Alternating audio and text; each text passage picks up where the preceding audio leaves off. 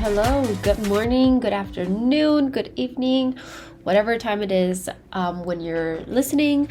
Welcome. Hello. If you are new here, hi, my name is Jessica. Welcome to Dear Podcast, where this is basically my diary. And if you're a returning listener, again, so happy to have you back, and I appreciate every single one of you. So today is episode number 10.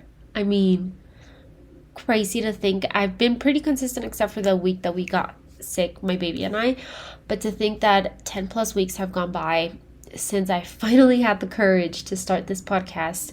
I talked about it on my first episode. The imposter syndrome was real when I was thinking about starting this, and I just couldn't get myself to start it, and a lot of self-doubt. But anyways, we made it past that, and now we are episode number 10. Crazy. But again, you guys, I've enjoyed making these episodes, making these little diary entries, if you will.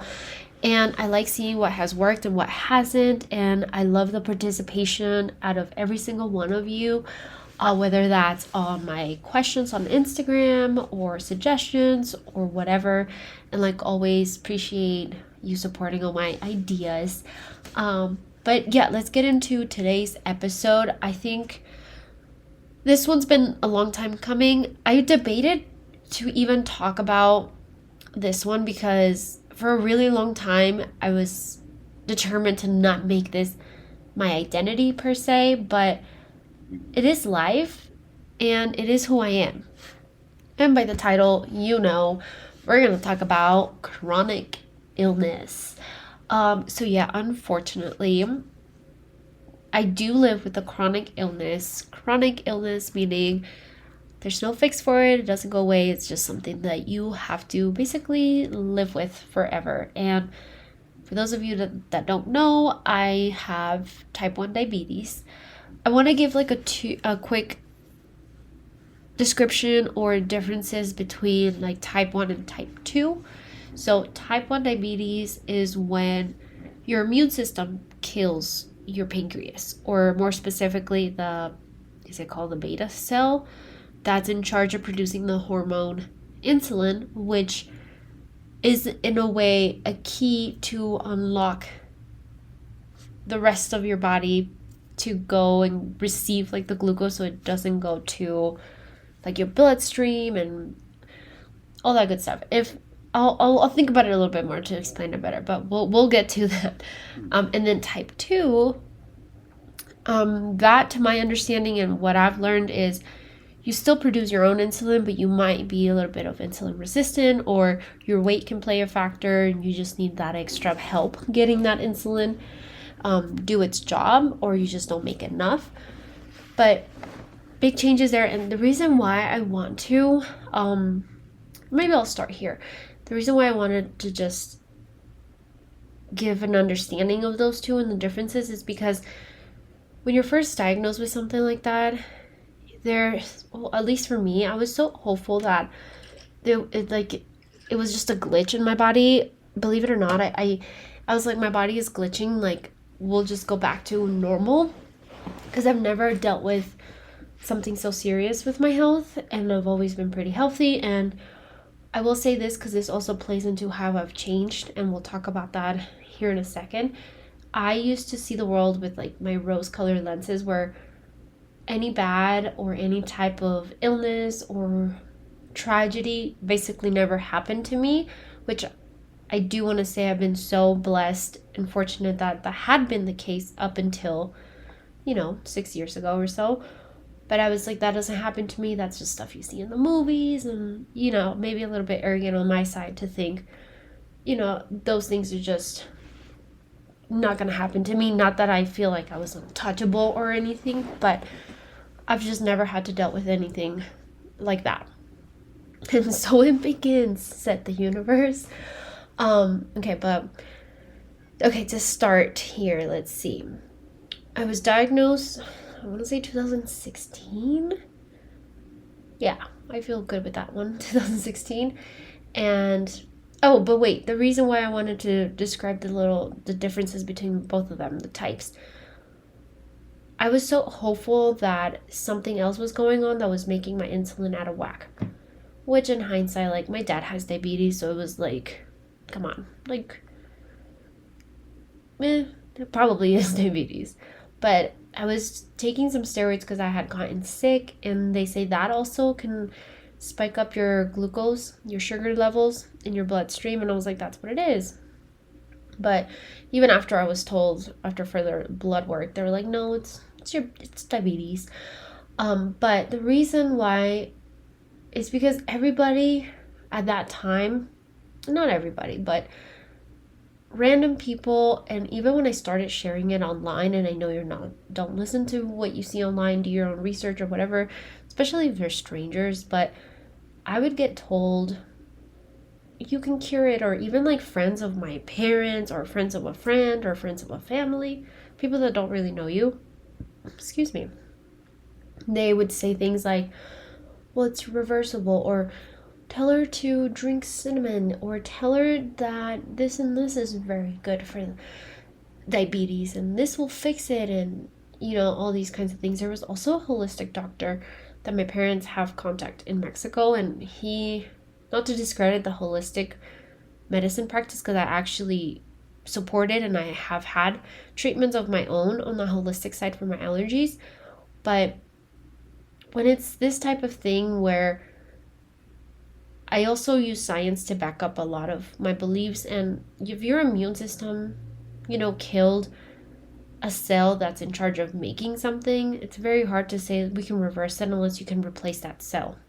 And to my knowledge, we haven't done that yet. Well, I believe we have, but the pharmaceutical companies make too much money to give it up. But anyways, that's another topic.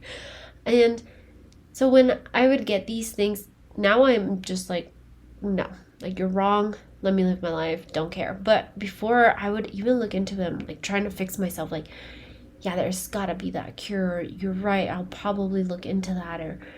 And then, I educated myself, and it's like, well, I'm not gonna put myself through that like hopeful and let down feelings, because I at some point had to accept them. Like, this is not going away as much as I wanted to. It's not. So that's why I want to point out the differences, because type 2, there is a reversible side to it. Like, you can fix your diet, your exercise, your habits, and you could potentially drop medication. And for medication, you can be on both insulin shots or just pills, and you can reverse those. But with type 1 autoimmune disorder, you can't, at least in my opinion.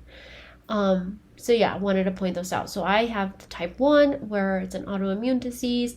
My immune system felt threatened by the beta cells, by the pancreas at some point. Who knows why? We don't know why it happens. And it killed the pancreas. Okay, so my diagnosis story. Basically, I diagnosed myself, and let me explain. We had gotten back from a trip from Florida, and so this was in the summer, so especially hot in Florida. And I had been I didn't know, but looking back, I had been feeling not myself for, I want to estimate, a good 3 to 4 months, where I just wasn't feeling myself. The biggest thing I noticed was my mood swings. I would just kind of be in a bad mood all the time, or I would just like be triggered easier. If you know me, you know I have a very like hot temper and very direct, fiery personality. But this was to an extreme, bless my husband. At this time, I would get up and get ready to go to work at an office, and my husband and I would wake up around the same time, and then he is a morning person. I am not. Still am not. But back in the day, like, even if he were to just try and hug me goodbye or whatever, I was just like, in my insides were like, oh, nobody touch me. Don't look at me. Don't talk to me. And for a hot minute, I just thought, I'm not a morning person, but I've just been extra this last few weeks. But then I would start to feel yucky is the best way I can explain it. Like, a a little bit of nausea. Like, I don't know the exact word or symptoms because I didn't feel sick enough for me to tell you, oh, this hurts or I feel like this and that. It's just one of those times where you're just like, ugh, I don't feel my best, but I don't know exactly where, what's going on. That was happening more towards like the last month before diagnosis, where I would tell my husband like, oh, I just don't feel so good. Like, oh, give me a second. Like, I would get hot and a little bit of nausea here and there, and it was just like a yucky feeling. And then fast forward, we go on this trip. Felt kind of the same in some parts. I just wrote it off as the heat. You know, it's very hot. I am not used to this type of sun from the mountains to Florida, the beaches, and in the middle of summer. Yeah, I was like, it's just too hot for me, which is not normal. Like, every time I travel and I go somewhere really, really hot, it takes me a second to just acclimate my body. But I had these instances where, same thing, I like nausea, and at some point almost like I wanted to throw up. I got the shakes, but we were at a theme park, and so I thought it was the ride, but then like didn't make sense, but that's how I wrote it off. It's just the ride or whatever. What else? And then, so overall, I mean, the trip was fine. I didn't feel sick enough for me to notice anything. But in hindsight, now that, you know, I had all the pieces, I was like, oh, that's why in Florida, X, Y, and Z. Okay? So fast forward, we come back, and I got sick with like a cold.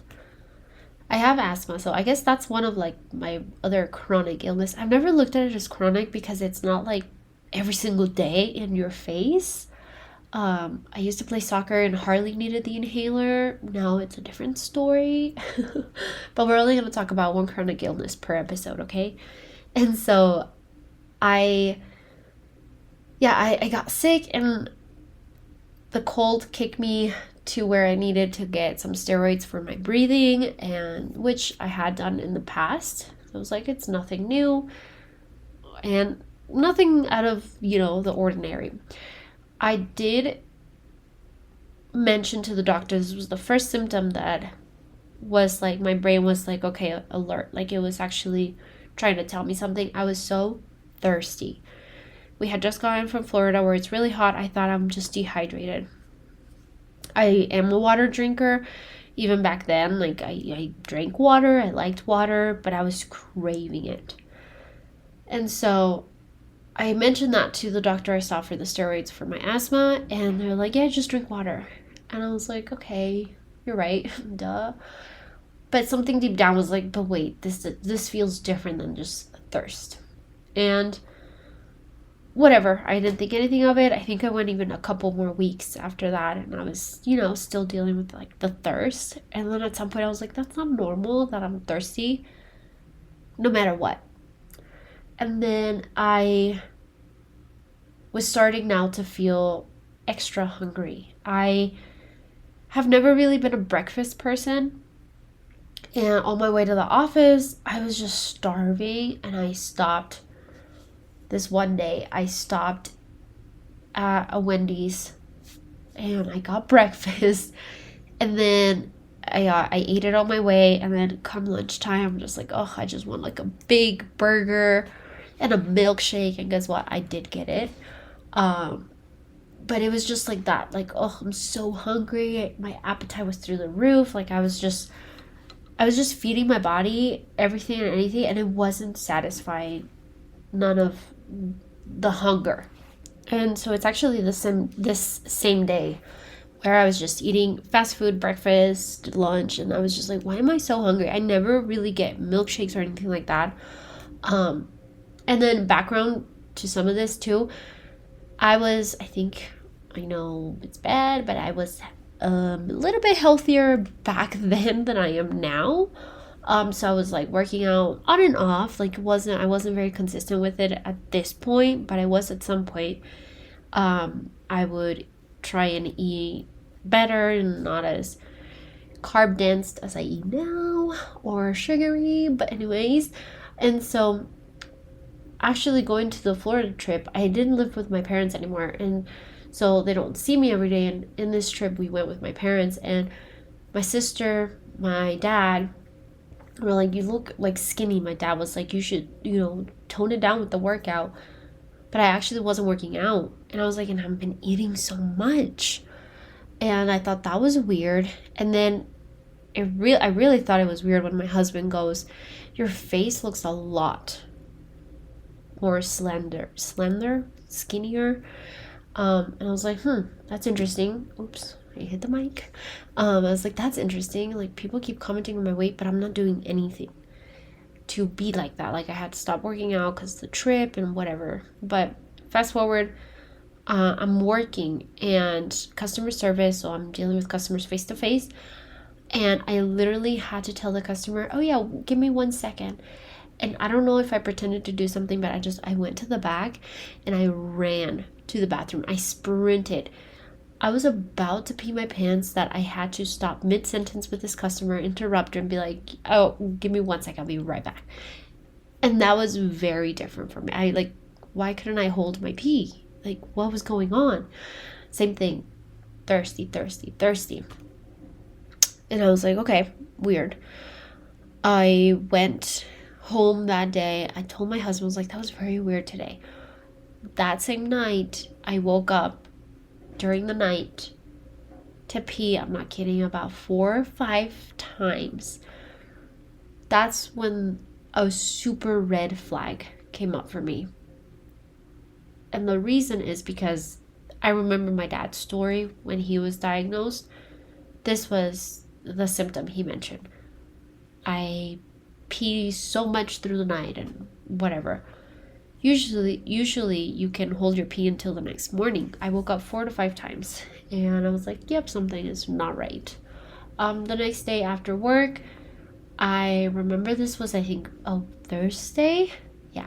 I called my dad, and when you're diabetic, you have a finger prick kit to check your glucose where you poke your finger. You put a little drop of blood in this like strip that goes into a machine that reads the glucose in your bloodstream.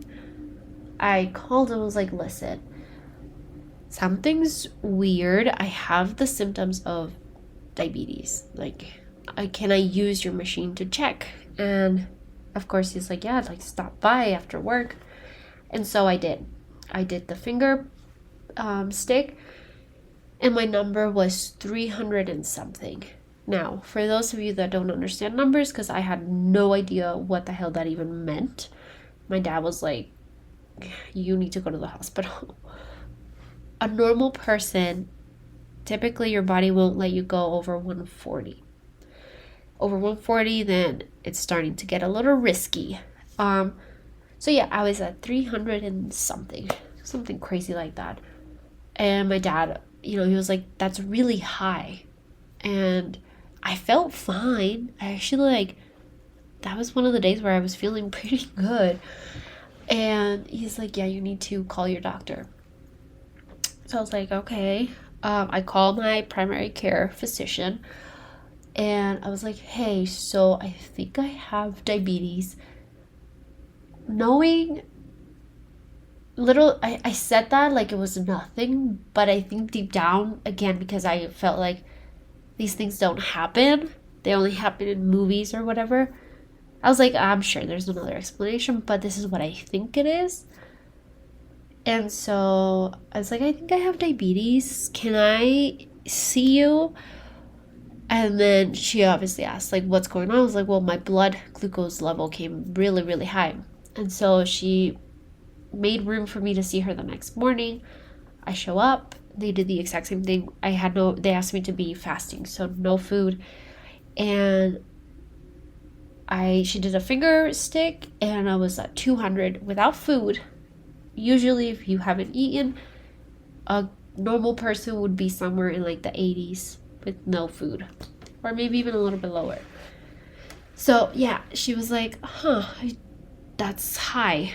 And then, so it was a Friday. The clinic is open Monday to Friday. She was like, Jessica, let me get some more blood, but this is what it's looking like. And the steroids I had taken, she was also in a way hopeful, like maybe it was that because those can spike it.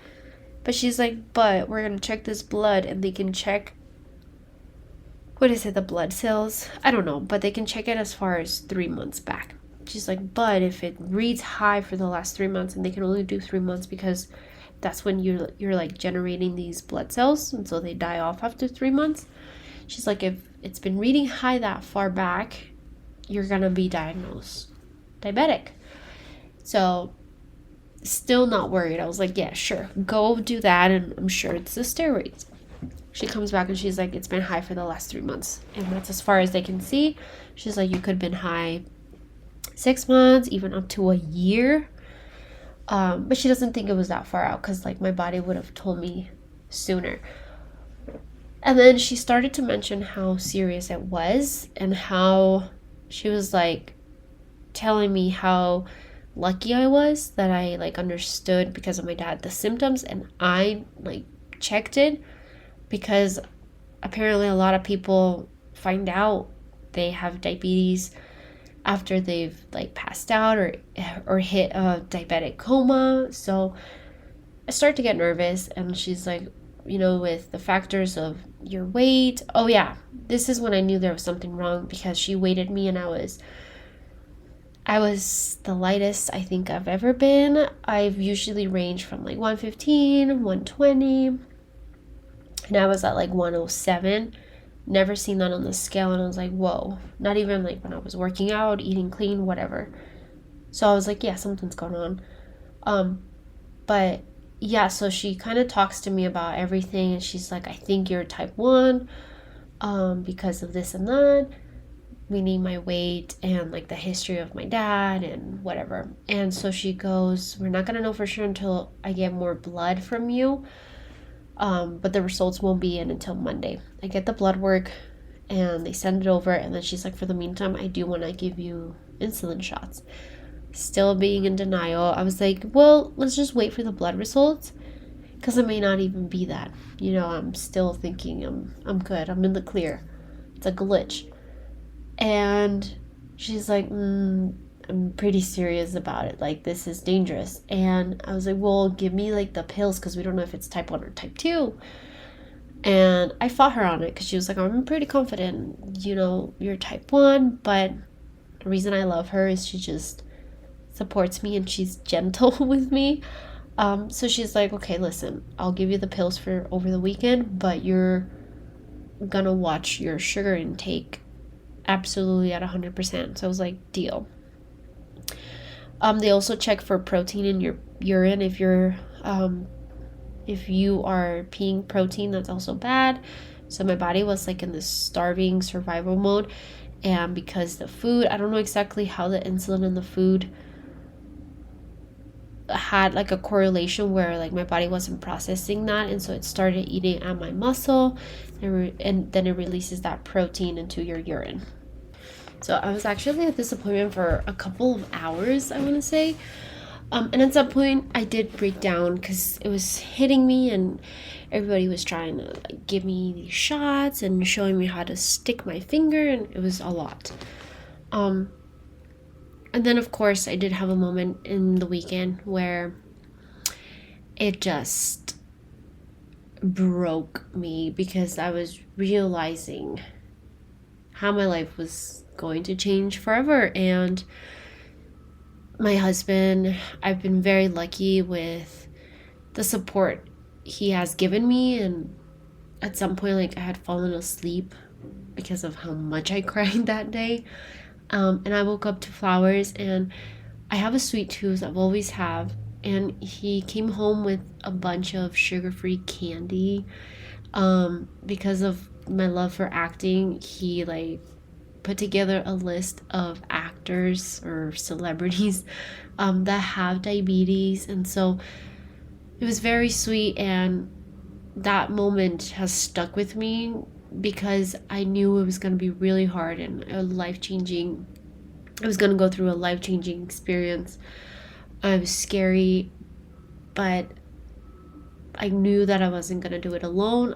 I had him, and So it begins, showed up Monday, and yep, they're like, yep, it's type 1, we gotta give you your shots. And my husband was with me that day, and we were also kind of teaching him, and then, going through like emergency stuff. So, like, if I were to ever pass out of a low sugar event, there's like this shot they give you on your thighs, so kind of like an EpiPen shot, but it has glucose.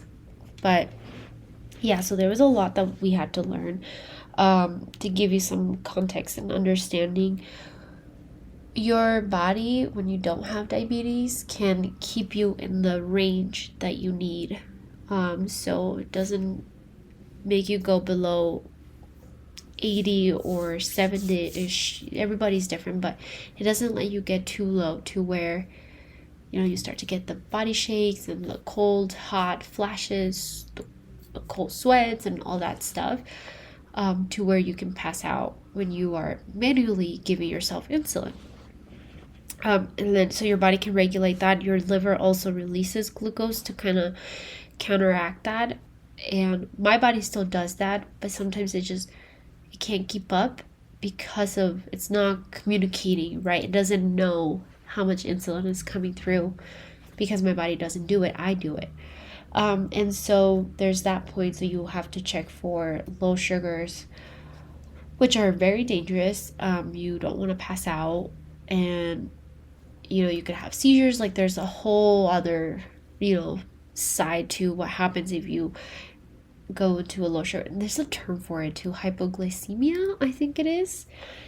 And then you also gotta keep yourself in a good range that doesn't take you too high. So again, a normal body will not let you go over 140 because it's not safe for in your bloodstream to have all that glucose. Your bloodstream goes everywhere, your brain, your everything. So that's why you feel sluggish or tired, which those were one of my top symptoms as well. Like, I could just fall asleep, and I'm not a napper. I was very tired, very sluggish. I felt like I had weights on my legs. So lots of that. So you have to, and your kidneys as well, right? They're trying to filter out everything and keep you feeling as good as possible. Also, there's construction going on, so I just noticed that there's like beeping and trucks and whatever. Sorry if you can hear that, but so yeah, there was a lot I had to learn, and this is kind of where it all begins. My life change lessons, and I don't know how to describe them, but your life definitely changes. It's not like at a point I didn't know how in depth diabetes was gonna take over my life, because listen, although my dad has it, the way he was treating it wasn't very good. And I'm going to point that out because I do believe I got it for a reason, for multiple reasons, and I can see those reasons now. One of them is so my dad could take action and actually take care of his diabetes.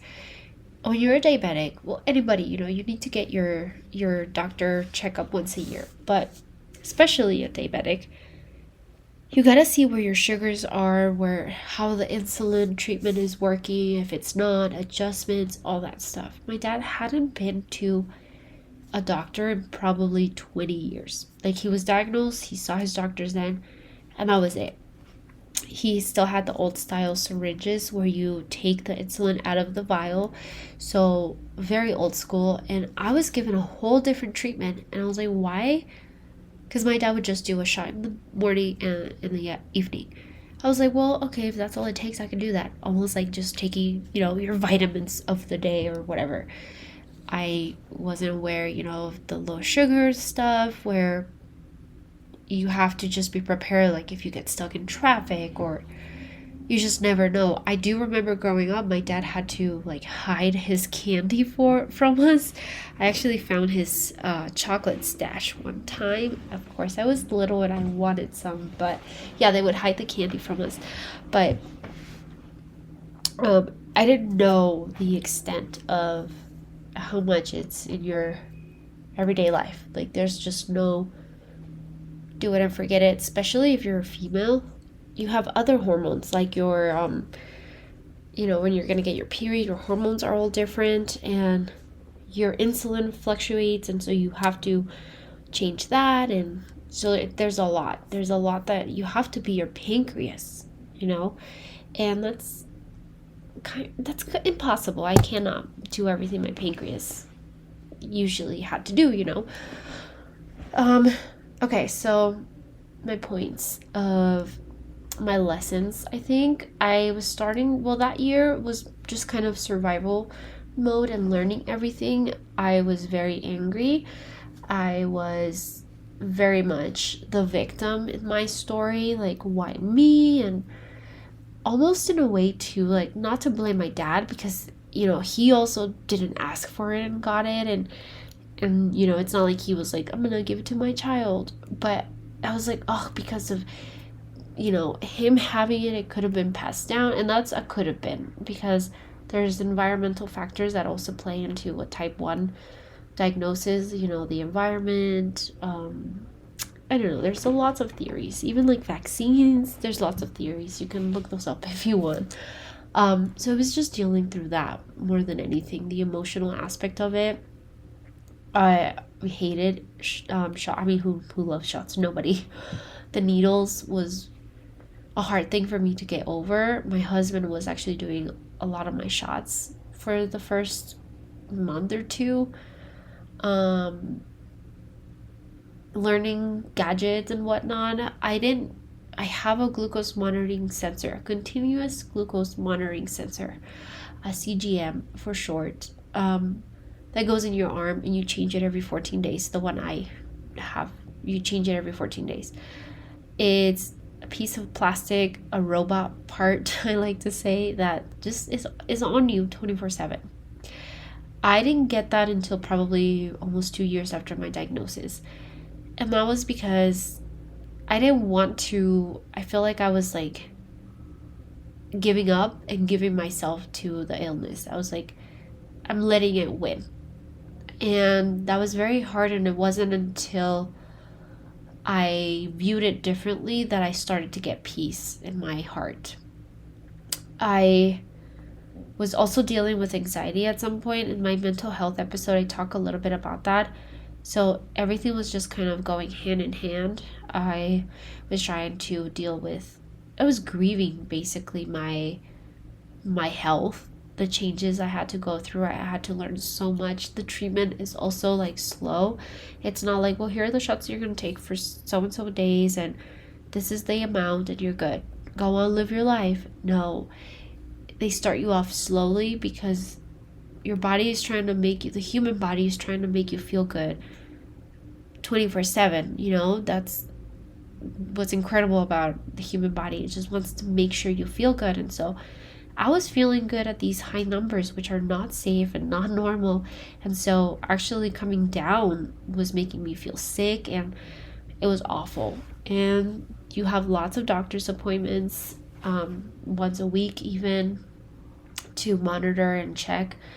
Lots of scary lows because you're just learning and you don't know how to, you're going to react to insulin. I actually am sensitive, and I react quickly, and a little goes a long way in my body. And so we were learning that at some point. You go through, I don't know if everybody does, but the doctors told me they call it a honeymoon stage, where your pancreas kicks in for one last time, is how it was explained to me. Which, pancreas, if you're listening, that was very mean. Why would you get my hopes up? Why would you do that? But they basically take you off insulin because it's too much. It's too much in your body. And so that happened to me, and they took me off, and I was off of it for almost 2 weeks. And I was like, you see, it was the glitch that I was telling you guys. I'm good. Like, I knew that I didn't have diabetes. That couldn't have happened to me. But then we went back on insulin, and so yeah, that was I think that was one point in my timeline that I can go back and say that was where the mental health stuff really hit me, because I got a glimpse of my old life. And when I talk about old life, your life really does change. The helicopter. Okay, I waited for it to be gone, but it just takes forever, and it seems like he's going in circles. Okay, so your life does change. I had to start carrying snacks. I always used to even like walk out without a purse, just my wallet, and sometimes I would forget my inhaler. I don't anymore.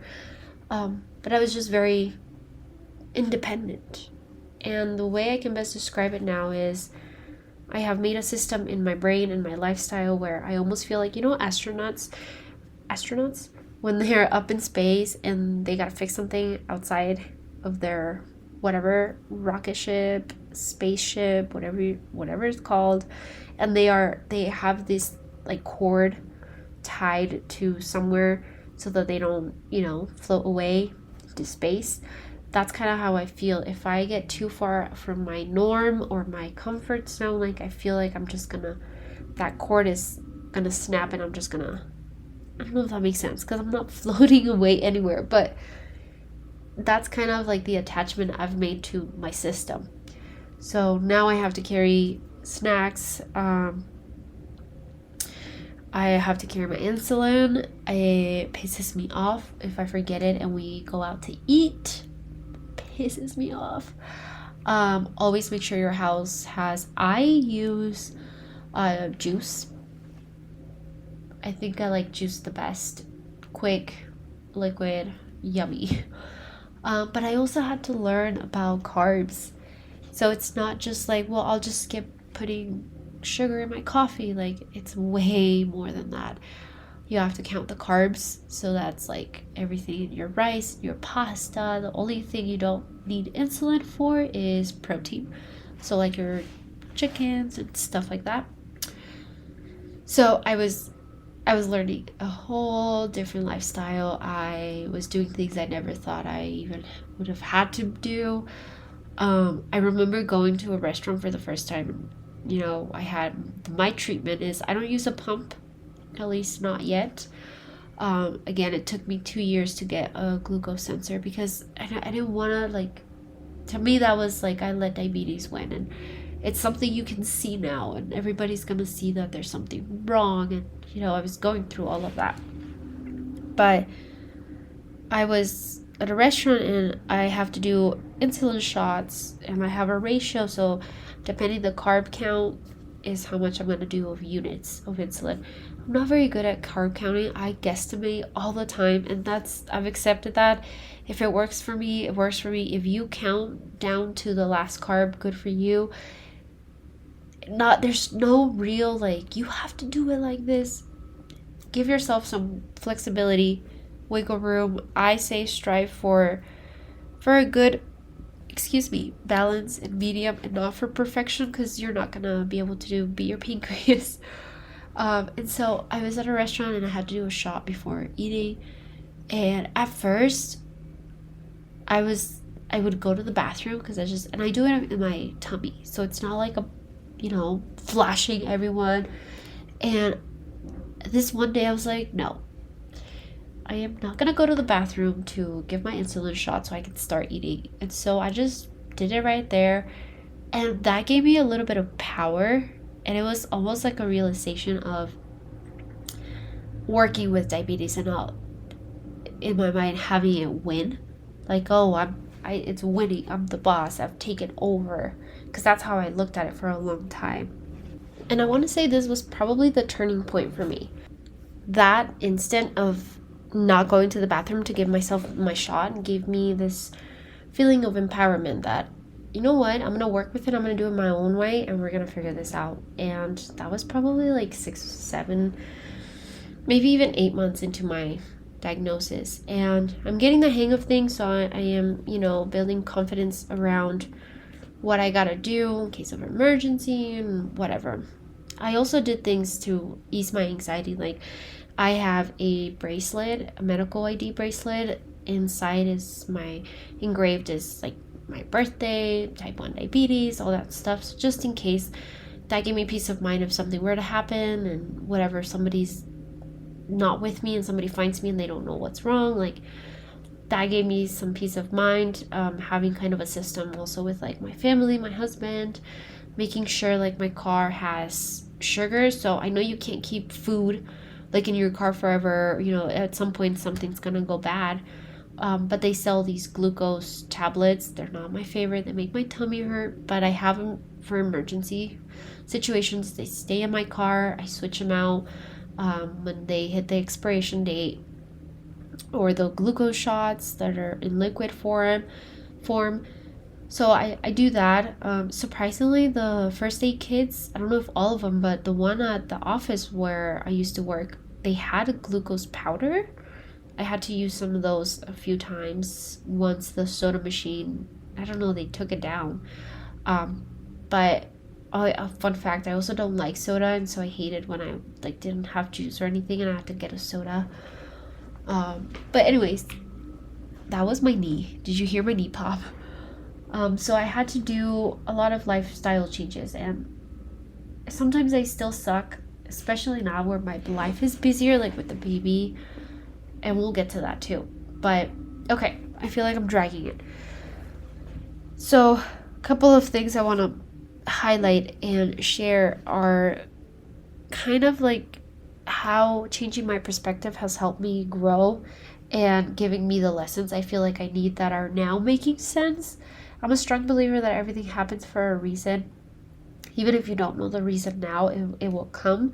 And I think this year, 2023, I was diagnosed at the age of 21. I'm 28, so like 7 years. And I can now see how that has helped and probably was what I needed to shape me and the person I was meant to be. I am going through a very transformative year. I will share some of that once I feel ready, but now I can see in hindsight some of the stuff that I went through and how it has helped and served its purpose, really. But let's see. So I have built resilience, or I have been shown how resilient I really am, and that has helped me in other areas, I think, of my life. I don't take my health for granted anymore. I think especially, the factor of aging puts a lot of things in perspective, and I'm talking like if I'm 60. But when you're younger, your younger years, you abuse and use your body, you don't really have any consideration for it. When you're a teenager, like, your body is just so strong that you don't feel a lot of things. And like something even the doctor said, right now, like, having your sugars out of whack may not have a huge impact because you're young, but that's all gonna come back when you're older. And how do you want to, how is your body gonna repay the service really that you've given it? And so I'm a lot more conscious just about like my health, because the rose-colored lenses got knocked out of my face multiple times, and I think that needed to happen to have somewhat of an awakening moment for me to realize that I needed to appreciate things, and that included my health. Bad things don't just happen on TV, they can very much happen to you. But aside from health, it has just taught me that, not take things for granted. If you have a good day, really appreciate it, because I don't know why I felt like life was just this like smooth sailing journey. And again, I can say I'm very fortunate that I had a very relaxed, stable upbringing where I just felt like you're gonna hit the peak of adulthood and then that's where you stay. And that has very much proven not to be the case, and that's not how anybody lives their life. It's a roller coaster. You gotta have the good to appreciate the bad, and vice versa. And so I've learned a lot about just the resilience and how nothing lasts forever except diabetes. No, but like, the storm will pass. And I think, this is so weird to say, but I think I needed to have mental health problems to kind of grow into the person I am meant to be, and I'm starting to see that. Like, I know it doesn't fully stem from like, oh, I was diagnosed diabetic and that's, why I am the way that I am right now, but that brought other things. I had a ton of anxiety because I had to be hyper aware of my body I had to pay attention to my feelings because I was like, is that a low sugar? I've called the ambulance on myself once, which I think was a smart choice. It was starting, my vision was starting to be tunnel vision. I was having lunch at a Subway. Nobody was around me. Nobody knows what's wrong with me. I was already chugging Dr. Pepper. But I was like, just in case I pass out and like I lay down, I was like, ambulance, this is where you can find me. I have type 1 diabetes. I might pass out. I'm at 50. 50 is really low for your blood sugar. So anyways, but I have been almost in a way shaped to be a strong person. I feel like I've always been strong, but this is like a new level for me. And it really teaches you a lot just about, I guess, like living with something that sucks. Again, you appreciate things in a different way. And here's where it gets hard, because it's not, again, like you take a pill or you take one shot a day and you're good. I have to adjust my insulin when it's that time of the month, or if for some reason sometimes I just need more or sometimes I need less, and you just have to adjust accordingly. And that has been still hard, but it's not as hard anymore, because the way I see it now is like, it's not a death sentence. It sucks and it's serious, and I do have to, take care of it. But it's almost giving me the purpose of, I have a really good reason to, be healthy and create a lifestyle that I can role model for my son, which I think is beneficial.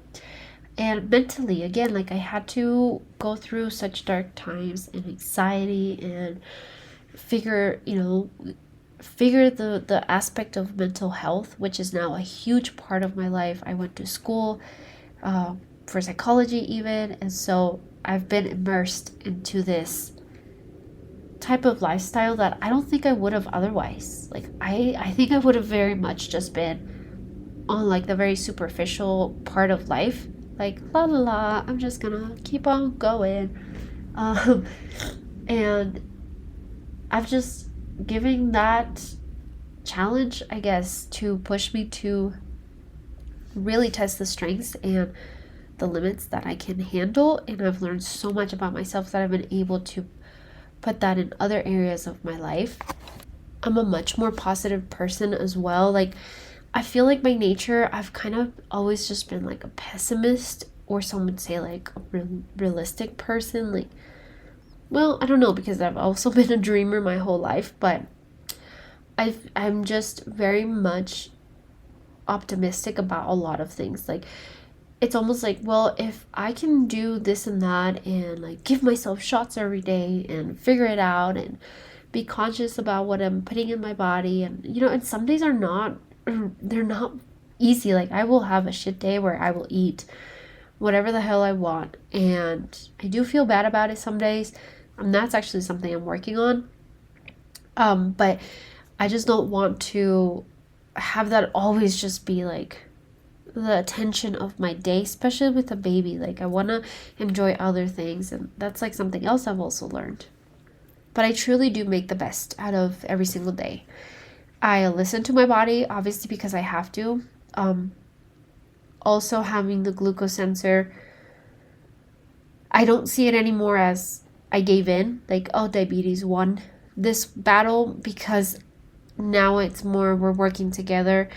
I hate to say like it's part of my personality, but I mean, it's who I am, because it's so in your face every day. Like, it's a little plastic robotic thing that people can see that's in my arm, and so it's not something that is like you can't really see.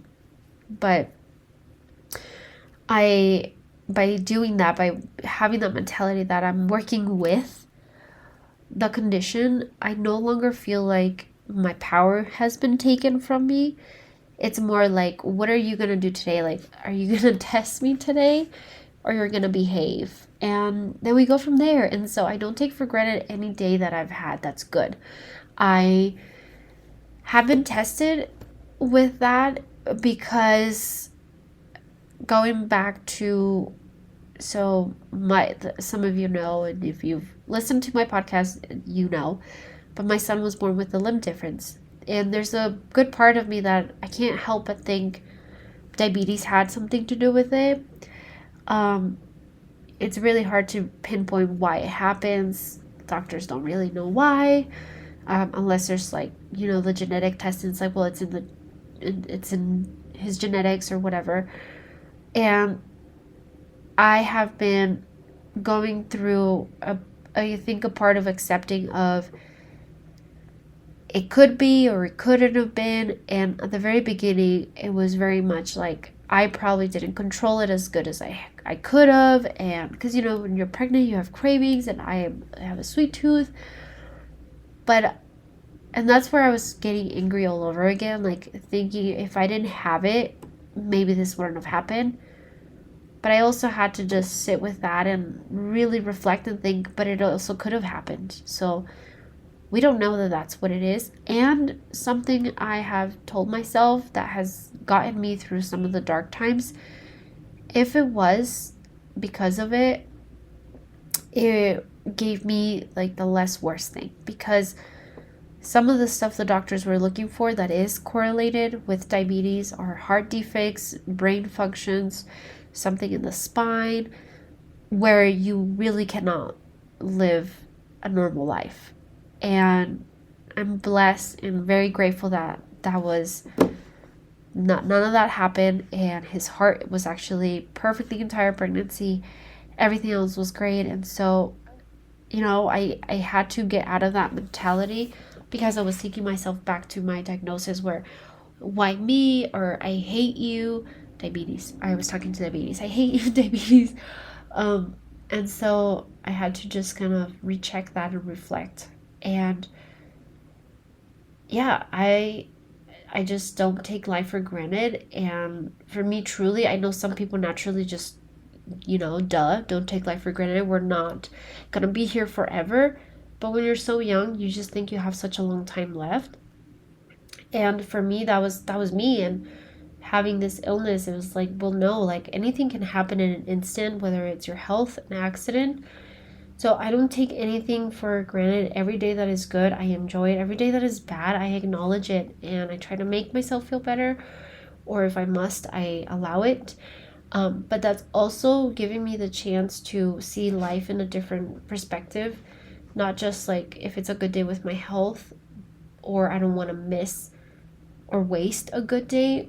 Almost like I don't want to waste a day of my life. And if I want to do something, let's go ahead and do it.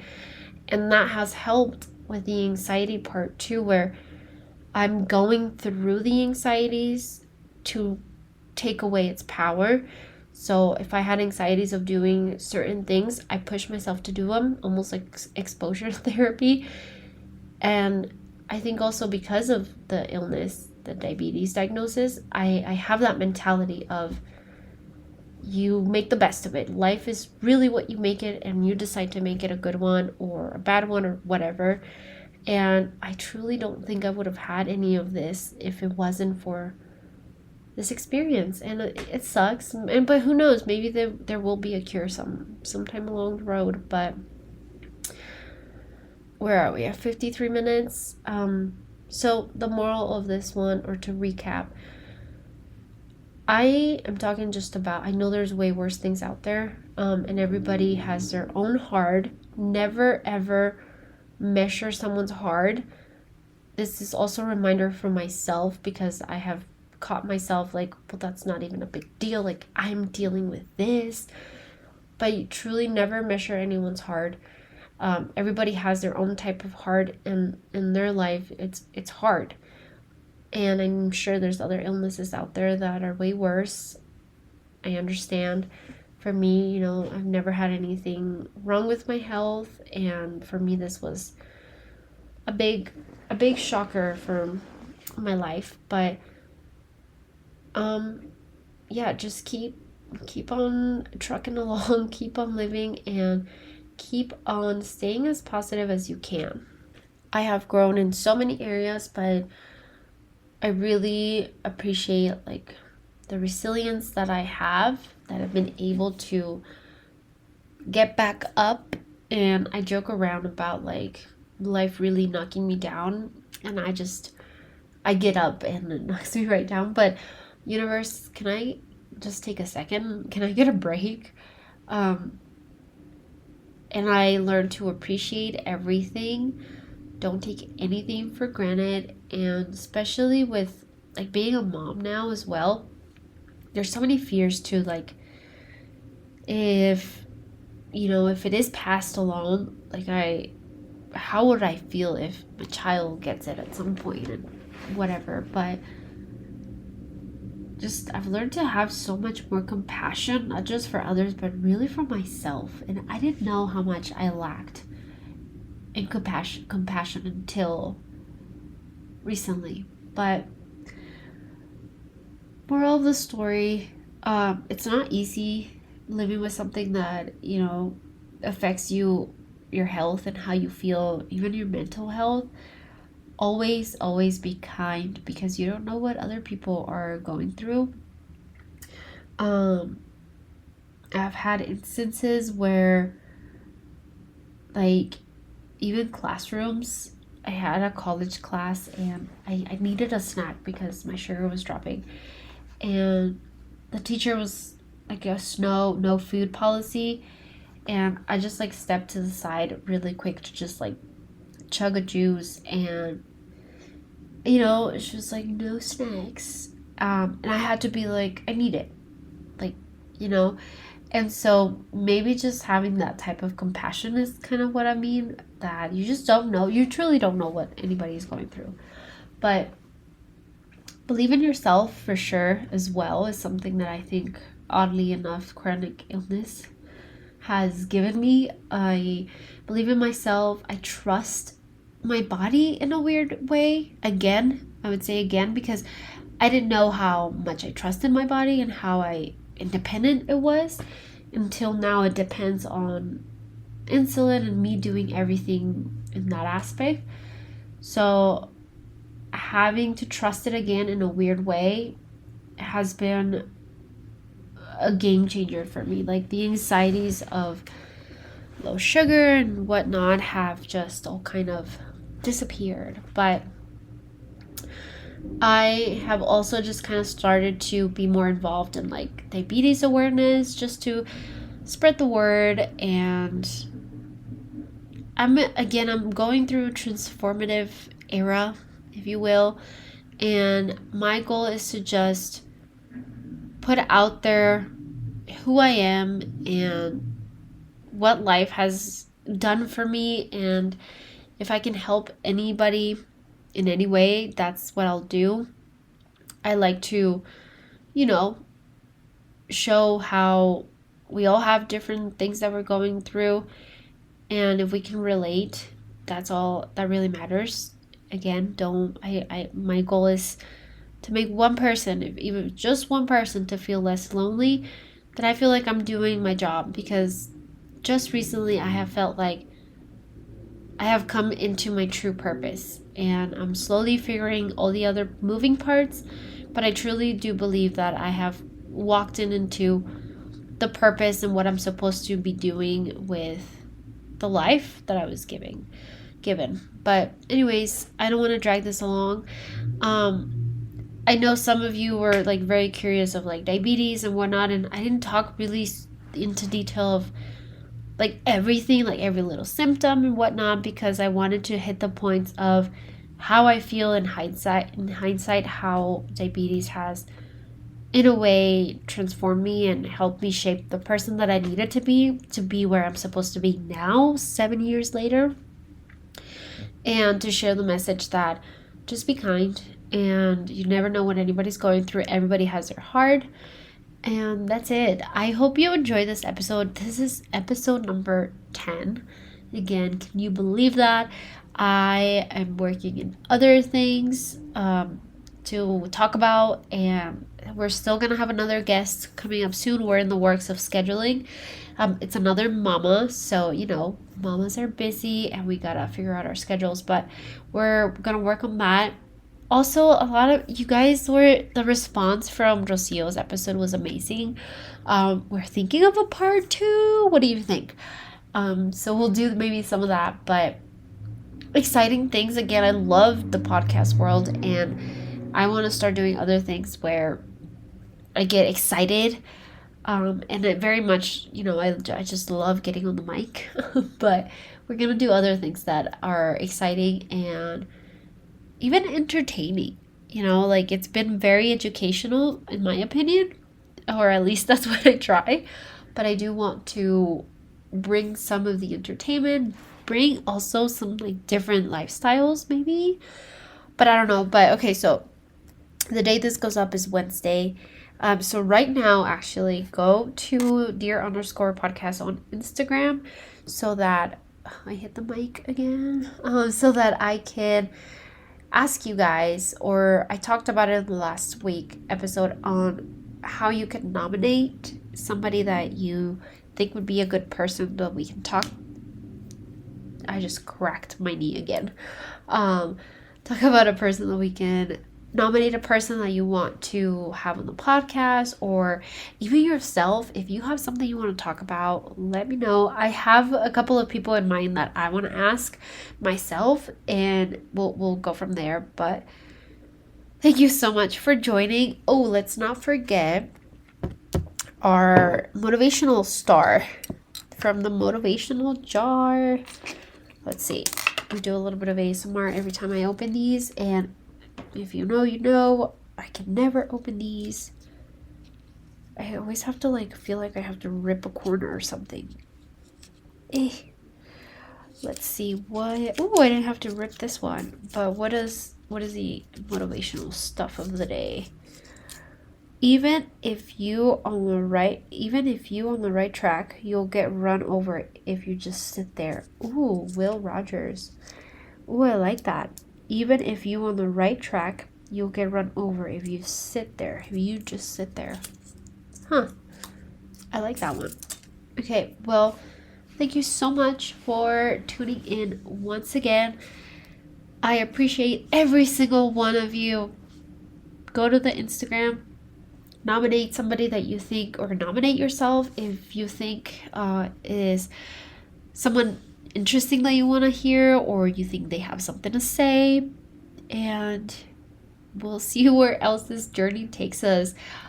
Episode number 10, the big 10. But anyways, thank you guys for listening, and we'll see you on the next one.